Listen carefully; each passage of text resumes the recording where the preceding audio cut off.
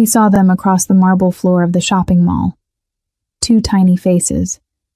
His face. In the arms of the woman he destroyed 9 months ago. His fiance stood beside him, smiling, unaware. His ex-girlfriend met his eyes, and didn't look away. She wasn't crying. She wasn't begging. She was wearing a CEO badge, and her company could end his empire. The babies had his eyes, his nose, his silence. He had abandoned her. He never knew she was pregnant. Now she's back, and she's not the broken girl he left behind.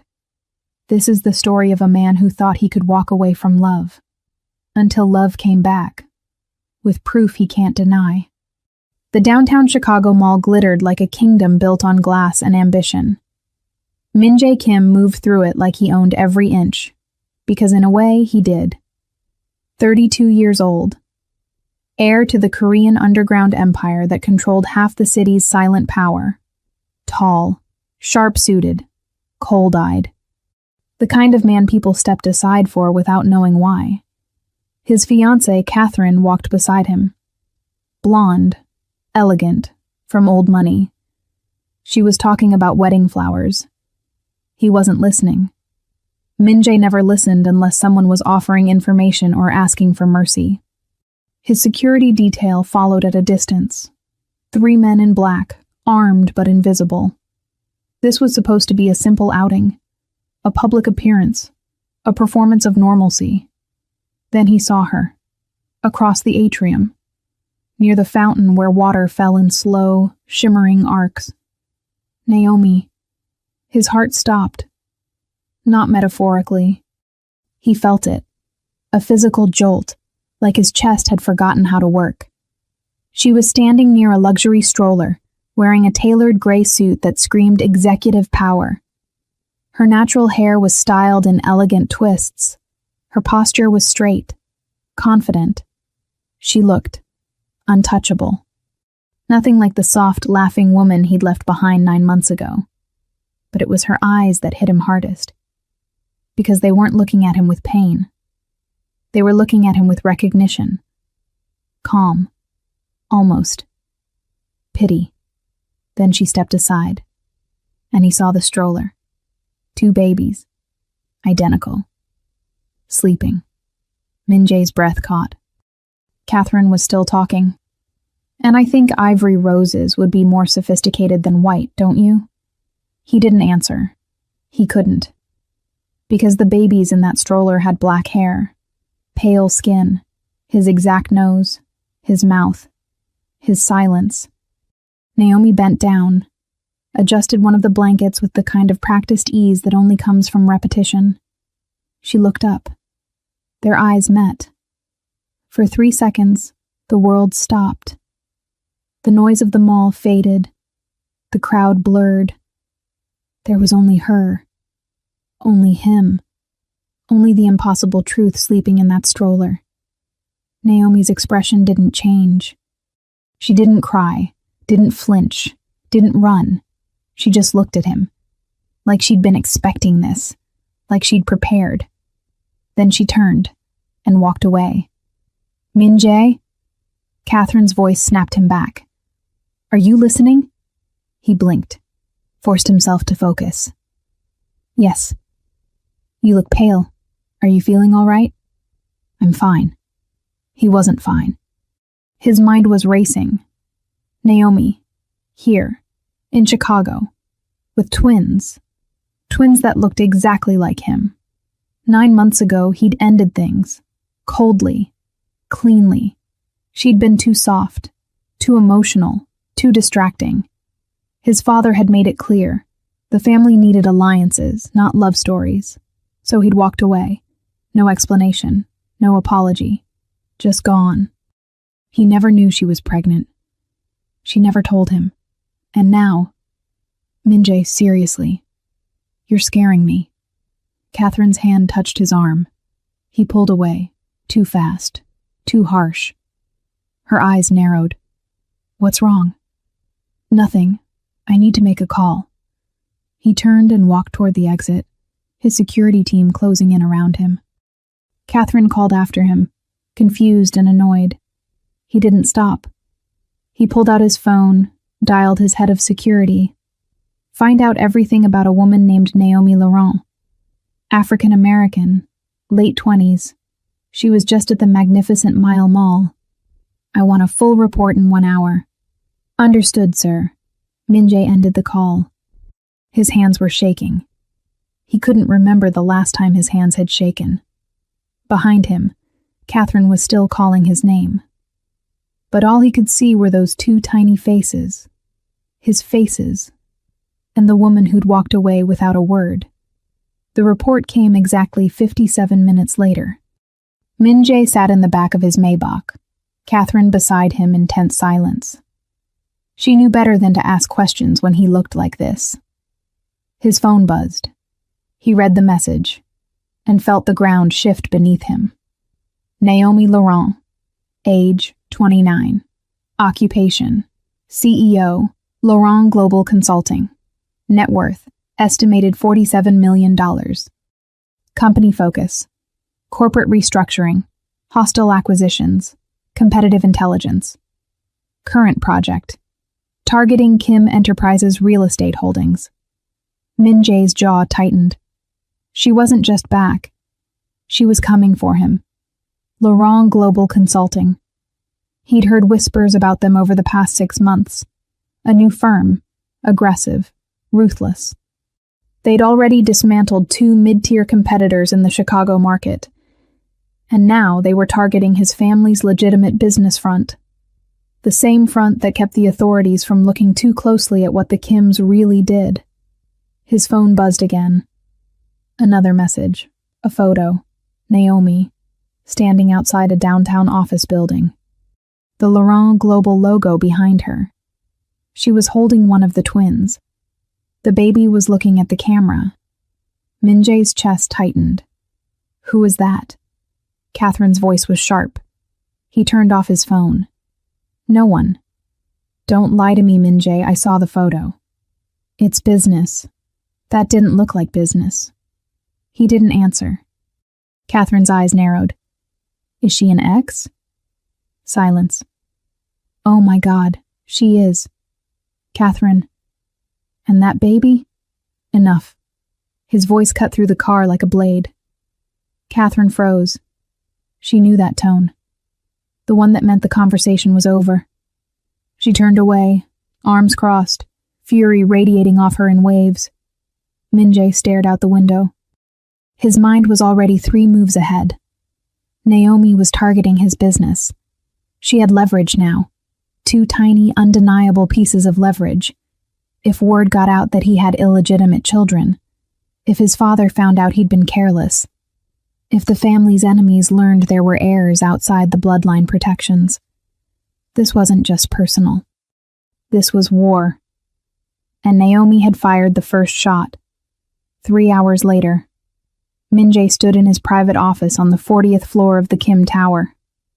Floor-to-ceiling windows overlooked the city. His city, or so he'd always thought. His second-in-command, Dae-jung, stood across from him. We've confirmed it, sir. Laurent Global has been quietly buying up shares in our subsidiary companies. They're positioning for a hostile takeover of Kim Real Estate Holdings. How much have they acquired? 18%. If they reach 25, they can force a board vote. Min-jae's expression didn't change. Stop them. We're trying. But they're moving through offshore accounts. Shell corporations. It's sophisticated. She's sophisticated. Dae-jung hesitated. Sir, is there something you're not telling me? Min-jae poured himself a whiskey. Didn't drink it. Just held the glass. The CEO of Laurent Global. Naomi Laurent. We have history. What kind of history? The kind that's about to become very expensive. Dae-jung waited. Min-jae set down the glass. Find out where she lives, where she works, where she takes those babies. I want surveillance. I want schedules. I want to know every move she makes. Understood. And Dae-jung? Yes, sir. This stays between us. My father doesn't hear about this. Catherine doesn't hear about this. No one. Dae-jung nodded and left. Min-jae stood alone. He walked to the window. Somewhere out there, Naomi was holding his children. Children he didn't know existed. Children she'd hidden from him. And now she was using them as weapons. Or was she? He replayed the moment in the mall. The way she'd looked at him. Not with anger. Not with desperation. Just calm. Like she'd already won. His phone buzzed. A text from an unknown number. We need to talk. Tomorrow. 3 p.m. Laurent Global Headquarters. Come alone. No signature. But he knew who it was. Min-jae stared at the message. Then he typed one word. No. He deleted it. Typed again. I'll be there. Sent. Because the truth was simple. She had something he wanted. And he had something she needed. This wasn't over. It was just beginning. The Laurent Global Headquarters building was new, sleek, modern, all glass and steel ambitions, and Min-jae walked through the lobby at exactly 2:58 p.m. Alone, as requested, but not unarmed. His security team was stationed in 3 vehicles outside, ready to move if he gave the signal. A receptionist greeted him with a professional smile. Mr. Kim, Ms. Laurent is expecting you. 40th floor. He nodded. The elevator ride felt longer than it should have. He watched the numbers climb. His reflection stared back at him from the mirrored walls. He looked calm. He wasn't. The doors opened. A minimalist hallway. White walls, black floors. At the end, a set of double doors. A woman stood beside them. Professional. Efficient. Mr. Kim, this way. She opened the doors. Min-jae stepped inside. The office was stunning. Panoramic windows. A view that rivaled his own. A desk. Clean. Organized. And behind it, Naomi. She stood when he entered.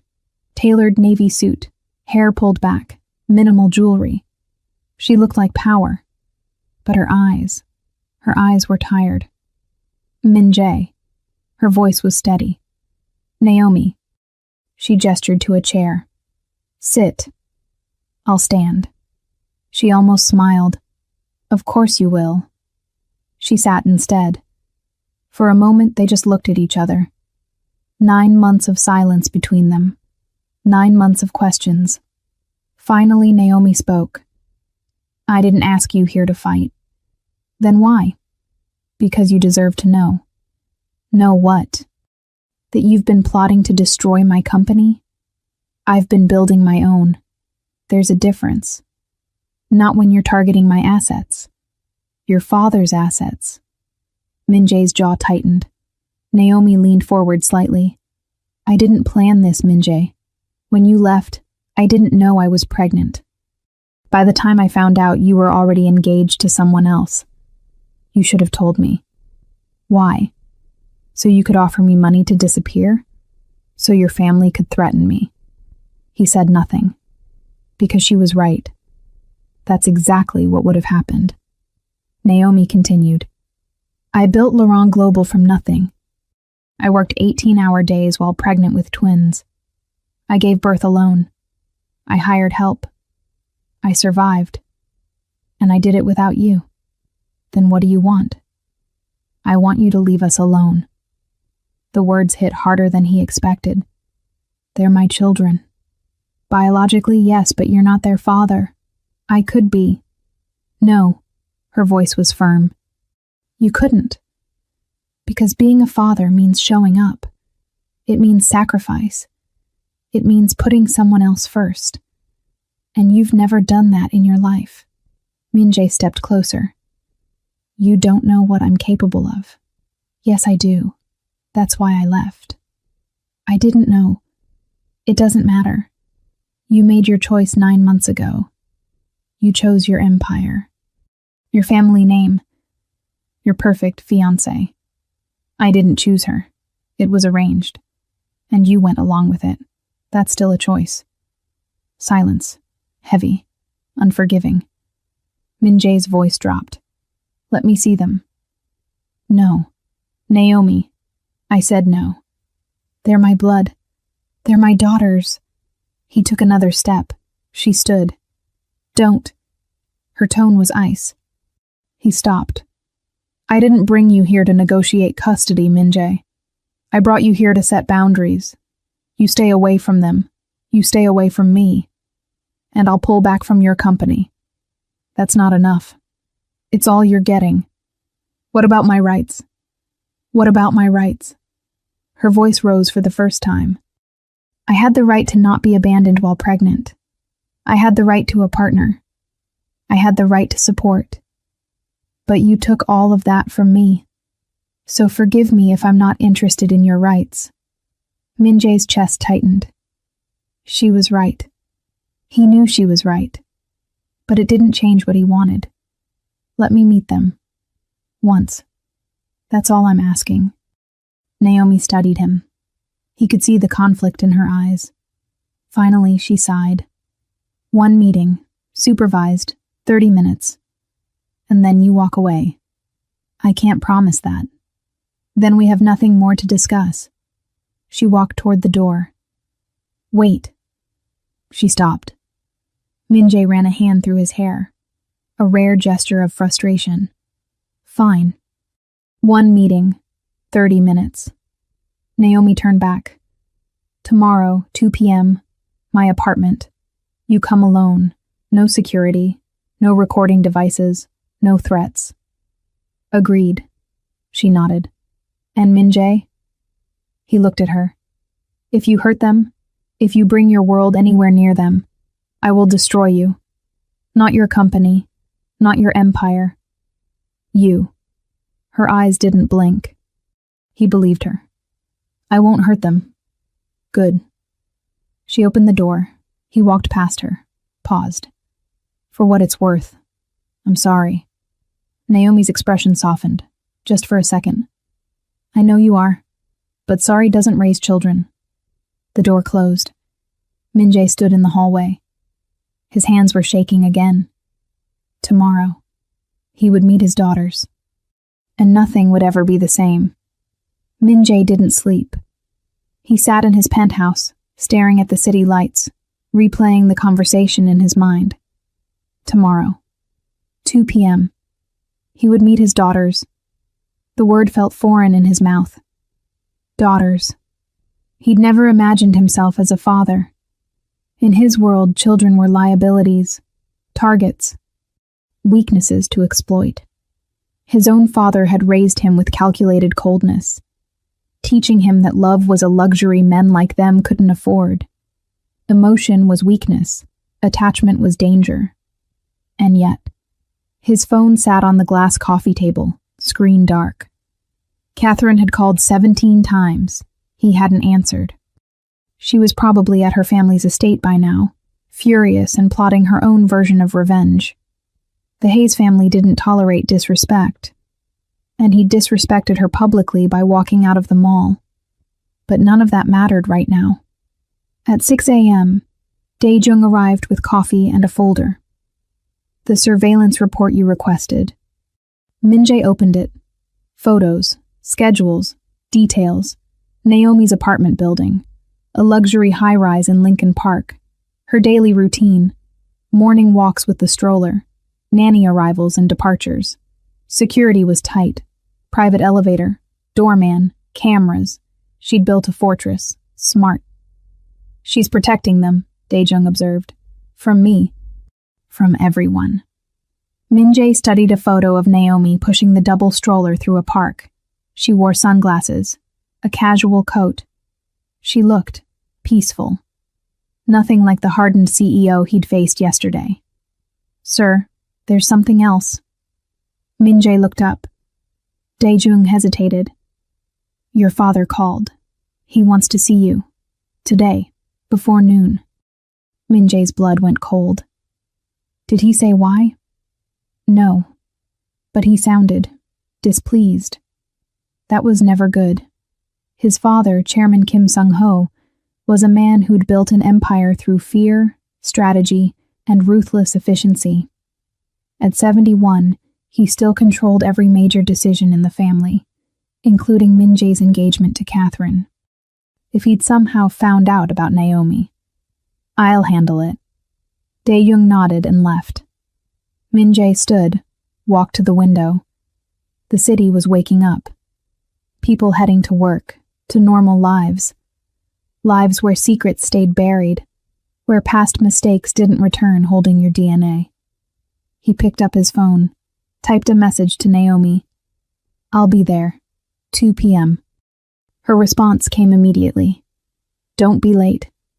11:47 a.m. Kim Estate. The family compound sat on 40 acres outside the city. Guarded gates, manicured gardens, old money architecture blended with modern security. Min Jae's childhood prison. He walked through the main house, past servants who bowed without making eye contact. His father's study was at the end of the east wing. He knocked once. "Enter." Chairman Kim sat behind an antique desk that had belonged to his grandfather. 71 years old, silver hair, sharp eyes that missed nothing. He didn't look up from the document he was reading. "You've been careless." Min Jae's expression didn't change. "I don't know what you mean." "Don't insult my intelligence." The chairman set down his pen, looked up. "A woman, African American, CEO of a consulting firm that's been targeting our holdings." Min Jae's heart rate increased. He didn't let it show. "Laurent Global. I'm aware." "Are you also aware that she was seen at the Magnificent Mile Mall yesterday? At the exact same time you were there with Catherine?" Silence. "And that shortly after this encounter, you abandoned your fiance, ignored her calls, and spent the night alone?" I needed to think. "About what?" "Business strategy." The chairman stood, walked to the window. "I've built this family on 3 principles, Min Jae. Control, discretion, legacy." He turned. "You're jeopardizing all 3. I'm handling it." "Are you?" "Because from where I stand, you're allowing personal history to compromise our position." "It's not personal, isn't it?" The chairman moved closer. "I know who she is. I know you were involved with her before Catherine. I know you ended it when I told you to." He paused. "What I don't know is why she's back, and why you're suddenly interested in a corporate rival who should be beneath your notice." Min Jae met his father's eyes. "She's targeting our real estate division. That makes her my concern. Then eliminate the threat, buy her out, destroy her funding, make her disappear. It's not that simple." "It's exactly that simple." The chairman's voice hardened. "You have a wedding in 8 weeks, a merger with the Hayes family that will secure our legitimate business interests for the next generation, and a reputation to maintain." He stepped even closer. "I don't care what you felt for this woman. I don't care what unfinished business you think you have. You will end this, cleanly, quietly, permanently. And if I don't?" The temperature in the room dropped. "Then I'll do it for you. And my methods are far less gentle than yours." It wasn't a threat. It was a promise. Min Jae held his father's gaze. "I'll handle it. You have 1 week." The chairman returned to his desk, sat down, picked up his pen. "You're dismissed." Min Jae walked out. His hands were clenched so tight his knuckles were white. 1 week. 7 days to figure out how to protect Naomi and his daughters without losing everything. Or lose them all trying. 1:47 p.m. Lincoln Park. Min Jae stood outside Naomi's building. A doorman watched him with professional suspicion. He'd left his security team 6 blocks away. "Come alone," she'd said. So he had. The doorman's phone rang. He answered, listened, hung up. "Ms. Laurent will see you now, 40th floor." Min Jae stepped into the elevator. His reflection stared back at him, He looked calm, controlled. Inside, his heart was racing. The elevator doors opened. A private hallway. Only 2 doors. One was open. Naomi stood in the doorway. Jeans, a soft sweater, hair down. She looked younger, softer, more like the woman he'd known. "You came." I said I would. She nodded, stepped aside. "Come in." He walked into the apartment. Spacious, modern, but warm. Lived in. Photos on the walls, toys scattered on a playmat. And there, in the center of the living room, 2 bassinets. His breath caught. Naomi walked over. Looked down. "They're sleeping. They usually nap until 3. Min-jae moved closer, slowly, like approaching something sacred. He looked down, and his entire world stopped. 2 tiny faces. Identical. Black hair. Perfect little noses. Rosebud mouths. One of them yawned in her sleep. The other's hand curled into a fist. They were beautiful.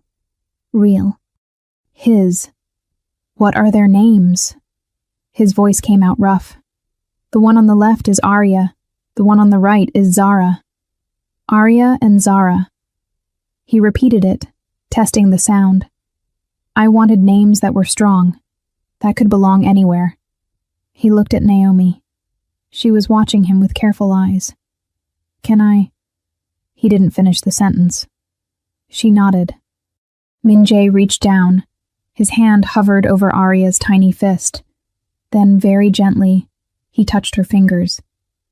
They were so small, so soft. She stirred, made a small sound. He froze.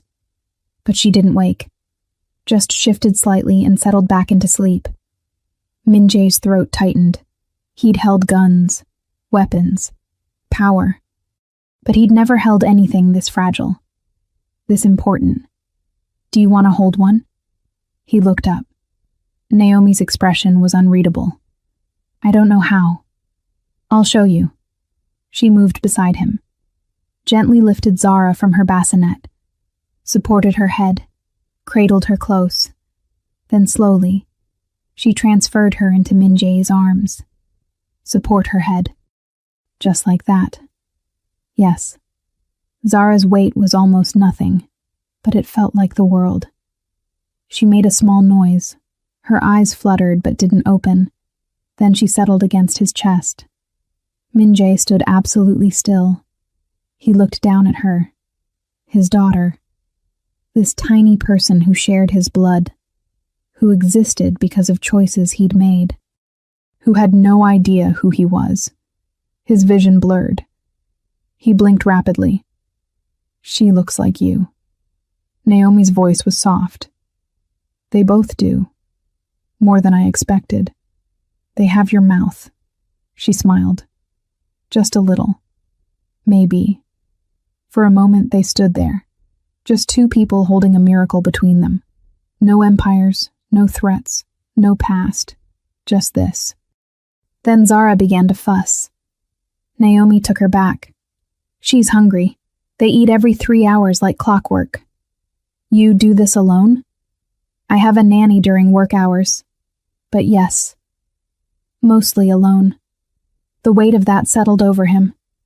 While he'd been running an empire, she'd been raising their children, feeding them, changing them, waking up every 2 hours through the night, building a business and a family simultaneously. "Naomi, don't." She cut him off gently. "I didn't tell you this to make you feel guilty." "Then why?" "Because they deserve to know their father. Someday. When they're old enough to understand. And until then, we figure out what this looks like." What looks like? You. In their lives. In whatever way doesn't destroy them. Before he could respond, his phone buzzed. He pulled it out. A text from Daejung. "Emergency. Catherine knows. She's on her way to your location." Min-jae's blood went cold. "What is it?" Naomi saw his face. "My fiance." She knows I'm here. How? It doesn't matter. You need to. The doorbell rang. They both froze. Naomi's eyes widened. Is that her? The doorbell rang again, insistent, angry. Then Catherine's voice, muffled but clear. I know you're in there, Min-jae. Open this door. Naomi looked at the babies, at him. You need to leave. I'm not leaving you to deal with this. This is exactly what I was afraid of. Your world, following you here. The doorbell rang 3 more times in rapid succession. Min-jae! He moved toward the door. Naomi grabbed his arm. Don't. Please, just go out the back service entrance. Avoid this. For them. She gestured to the babies. He looked at Arya and Zara, still sleeping, innocent, unaware that outside, his entire carefully constructed life was falling apart. I'll handle her, Naomi said quietly. But you need to go. Now. The doorbell rang again. Min-jae looked at Naomi, at his daughters, and made a choice. I'm sorry. He walked to the door, opened it. Catherine stood there, perfectly dressed, perfectly furious. Her eyes went past him, to Naomi, to the bassinets, to the truth. Oh my God. Her voice was ice. It's true. She looked at Min-jae. You have children with her. Silence. Answer me. Catherine. She slapped him. The sound echoed through the hallway. Naomi stepped forward. You need to leave. Catherine's eyes snapped to her. I need to leave? This is my fiance standing in your apartment with your bastard children. Don't. Min-jae's voice was deadly quiet. Catherine laughed. Sharp, bitter. You're defending her? After everything my family has done for yours? She pulled the engagement ring off her finger, threw it at his chest. We're done. And when my father hears about this, when your father hears, you'll wish you'd never been born. She turned, started walking away, stopped, looked back. I hope they're worth it, because you just lost everything. She was gone. Min-jae stood in the doorway, Naomi behind him. The elevator doors closed. And the world shifted. Everything he'd built, everything he'd protected, gone. Because of 30 minutes with 2 sleeping babies. Naomi touched his shoulder. He turned. You should have left, she whispered. I know. Why didn't you? He looked past her, at Arya, at Zara. Because for the first time in my life, I chose what mattered. The fallout was immediate. By 6 p.m., Catherine's father had called an emergency board meeting. By 8 p.m., Min-jae's father had summoned him back to the estate. By midnight, the engagement merger was officially dead. And by dawn, Min-jae was standing in his father's study, listening to his world burn. 8 years. Chairman Kim's voice was arctic. 8 years of negotiations, strategic planning, careful alliance building, destroyed in one afternoon. He threw a tablet across the desk. It showed a tabloid headline, Korean Mafia heirs secret love child scandal. Below it, a blurry photo of Min-jae leaving Naomi's building. How did they... Catherine's family leaked it, along with everything else they could find. The chairman's eyes were dead. They've pulled their investment in our shipping operation. They've frozen 3 joint accounts. And they've informed the district attorney that they're willing to cooperate with any investigation into our family's activities. Min-jae's blood went cold. The Hayes family had always known what the Kims really were. But they'd stayed silent because the alliance benefited them. Now they had nothing to lose. They can't prove anything. They don't need proof. They need suspicion. And right now you've given them the perfect narrative. The chairman stood.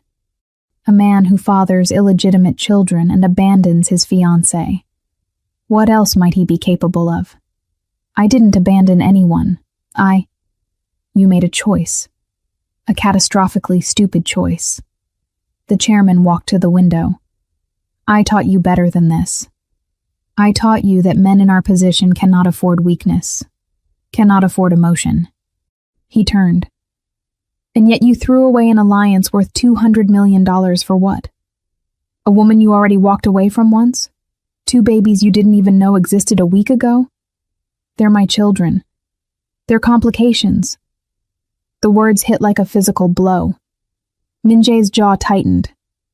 Don't what? Tell you the truth? You want to play father? Fine, but understand what that costs. The chairman moved closer. The Hayes family will come after us. The authorities will investigate. Our enemies will see blood in the water. And all of it, will lead back to those children. He paused. They're targets now. Do you understand? Every rival who wants to hurt you will know exactly where to find your weakness. Min-jae's chest constricted. He hadn't thought about that. In his world, family wasn't safety. It was ammunition. Then we protect them. How? By putting armed guards outside a woman's apartment who wants nothing to do with you? By making them more visible? More vulnerable? There has to be a way. There is. The chairman's voice went cold. You walk away, completely, publicly. You denounce them. Call the story a lie, discredit the woman, and you rebuild your life without this distraction. I won't do that. Then you're a fool. Maybe I am. Silence. Heavy. Unforgiving. Finally, the chairman sighed. I'll give you 1 week. Figure out a solution. Fix this. Or I will. What does that mean? The chairman didn't answer. He didn't need to. Min-jae turned and walked out. 4 days later, Min-jae hadn't slept more than 2 hours a night. He'd spent every waking moment trying to find a solution, security plans, financial arrangements, legal protections. But everything led back to the same problem. As long as he was connected to Naomi and the twins, they were in danger. His father was right. In his world, love was a death sentence. He sat in his office at 3 a.m., staring at security footage from Naomi's building. She'd installed additional cameras after Catherine's visit. Smart, but not enough. His phone buzzed. A call from an unknown number. He answered. Hello? Mr. Kim, we haven't met, but we have mutual interests. The voice was male, accented, calm. Who is this? Someone who knows about your situation, and who has a proposition. Min-jae's blood went cold. This was how it started. Threats hidden behind polite language. I'm not interested in propositions. Not even one that protects your daughters? He froze. I have your attention now. Good. The voice continued. You have enemies, Mr. Kim, more than you realize, and some of them have noticed your new vulnerability. Get to the point. The point is simple. You can't protect them alone. But you also can't protect them by staying close. So you need someone who can do both. And that someone is you. For a price. I don't negotiate with, you'll want to hear this price. Because it's not money. Min-jae waited. I want information. About your father's operations, shipping routes, distribution networks, partners. A rival. Someone positioning for a takeover. Never. Then your daughters will become the most valuable targets in Chicago. I guarantee it. The line went dead. Min-jae sat in the darkness, his hands shaking. It had already started. The vultures circling. And he had no idea how to stop it. The next morning, Min-jae showed up at Naomi's apartment unannounced. She opened the door in pajamas, holding Arya, looking exhausted. What are you doing here? We need to talk. It's 6 a.m. I know. I'm sorry. She studied his face. Saw something that made her step aside. Come in. He walked into the living room. Zara was in a bouncer, kicking her legs happily. The apartment smelled like baby powder and coffee. normal, safe. Everything his world wasn't. What happened? Naomi asked quietly. He told her. All of it. The board meeting, his father's ultimatum, the threatening phone call. She listened without interrupting. When he finished, she sat down slowly. Said Arya in the other bouncer. So, we're in danger. Yes. Because of you. Yes. She took a shaky breath. I knew this would happen. I knew getting involved with you again would... You didn't get involved. I forced my way in. Because I let you meet them. Because I thought... She trailed off. I thought maybe you'd changed. I want to change. I'm trying to... Trying isn't enough. Her voice cracked. My daughters are targets because you can't walk away from your empire. I'm trying to protect you. Then leave. Tears streamed down her face. Just leave us alone. Go back to your world and forget we exist. I can't. Why not? Because I love them. The words hung in the air. Min-jae looked as shocked as Naomi. He'd never said that before. To anyone. Naomi wiped her eyes. Love isn't enough. Not in your world. Then I'll leave it. You can't. You said it yourself. Your father will... I'll find a way. There is no way, don't you see? You're a Kim. That's not something you can just walk away from. She stood. I'm taking the girls. We're leaving Chicago. Today. Naomi, I should have done this the moment I saw you at the mall. I was stupid to think we could coexist. Where will you go? Somewhere you can't find us. I'll find you. She looked at him with broken eyes. Then I'll go somewhere further, and further, until you understand that the best thing you can do for your daughters is stay away. She walked to the bedroom, started packing. Min-jae stood there, watching the only thing that mattered slip away, and having no idea how to stop it. That night, Min-jae sat in his penthouse, alone, a glass of whiskey in his hand, untouched. His phone buzzed, a text from Dae-jung. She's booked a flight to London. Leaves tomorrow at noon. Private jet, paid in cash. London, across the ocean, out of his reach. He could stop her. One phone call and her jet would be grounded, but that would prove her point, that he was exactly what she feared. Controlling, possessive, dangerous. His father would tell him to let her go, to rebuild, to forget. But how do you forget your own heart? His phone rang. His father. He answered. I heard she's leaving. The chairman's voice was almost gentle. Good. This is the clean solution. Is it? Yes. Let her go. In a few months, this will all be forgotten. I'll never forget. You will.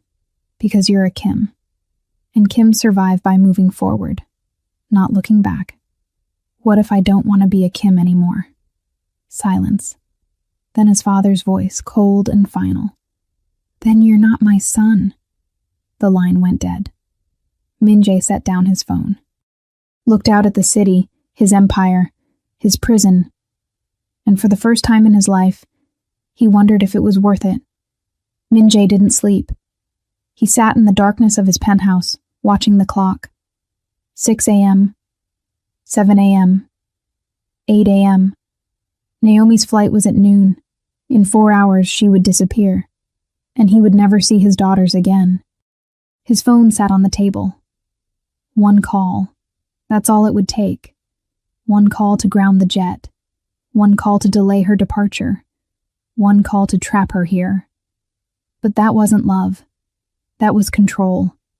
And he'd controlled enough lives already. At 9:15 a.m., his father called. Min-jae didn't answer. At 9:47, Dae-jung texted. She's on her way to the airport. Security confirms luggage loaded. Girls are with her. Min-jae stood. Walked to the window. The city looked the same as always, but he felt different. Hollowed out. Like someone had reached inside and removed something essential.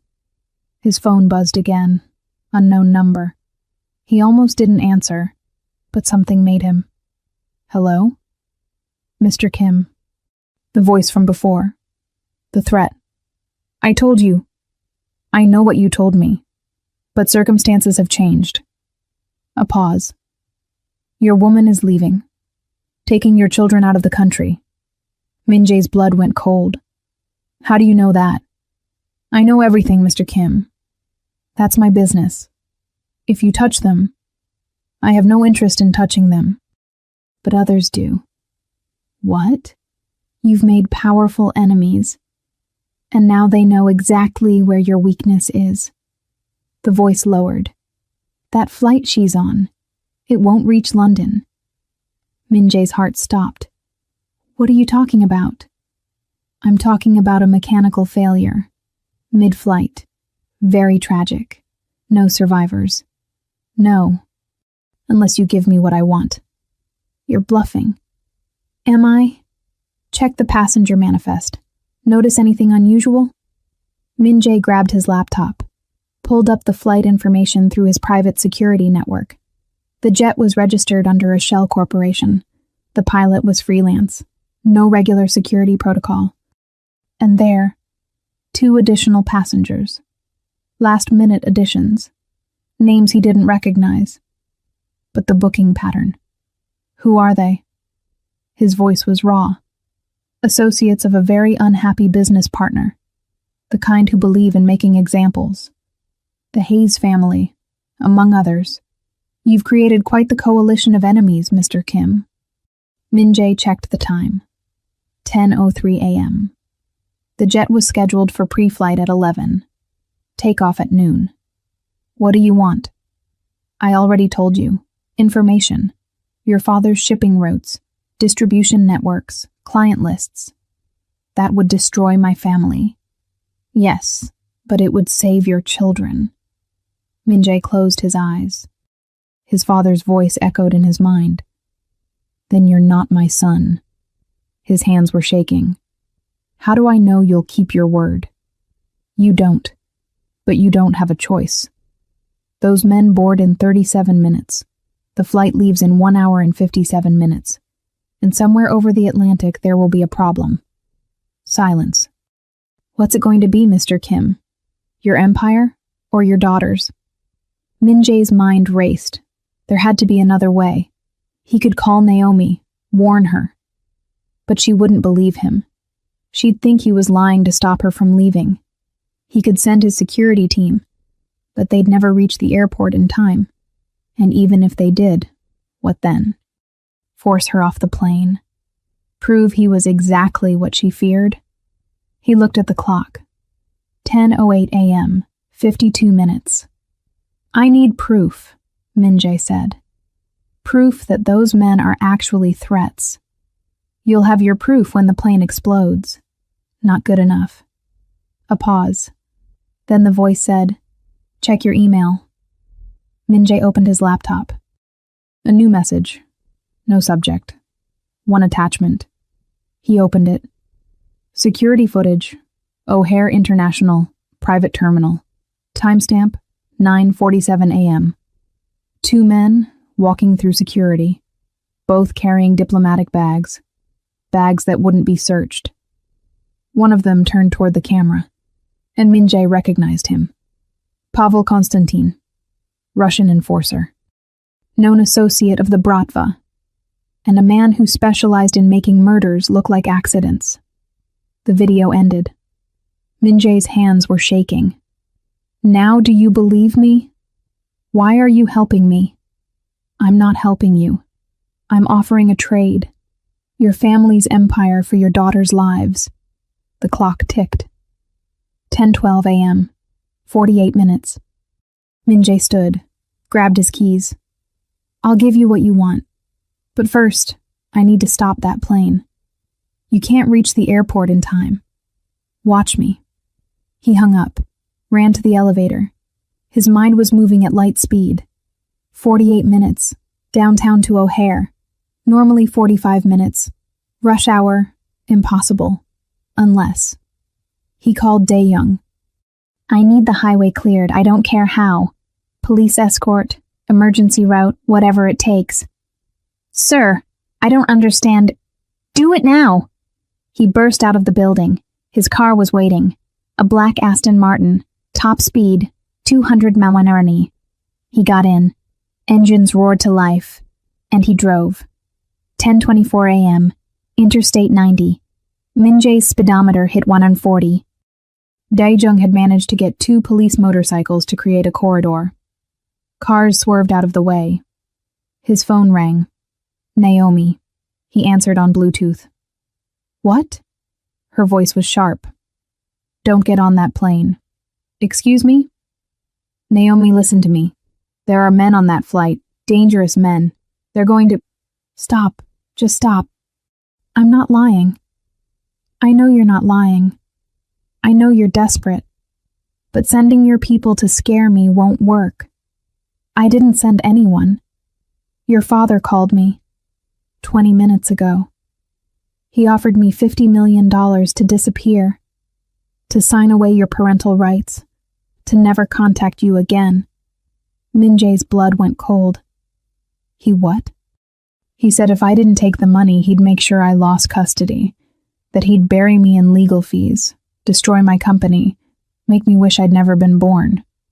Naomi, so whatever game you're playing now, whatever last-ditch effort this is, I'm done. This isn't a game. There are 2 men on your flight. Russian enforcers. They're going to sabotage the plane. Silence. Then Naomi's voice, cold and final. Goodbye, Min-jae. She hung up. He tried calling back. Voicemail. 10:31 a.m. 29 minutes. He pressed harder on the gas. 150 Mapartal. The airport signs appeared. 5 miles. 10:43 a.m. O'Hare Private Terminal. Min-jae's car screeched to a stop outside the security gate. Guards appeared immediately. Sir, you can't... He threw his ID at them.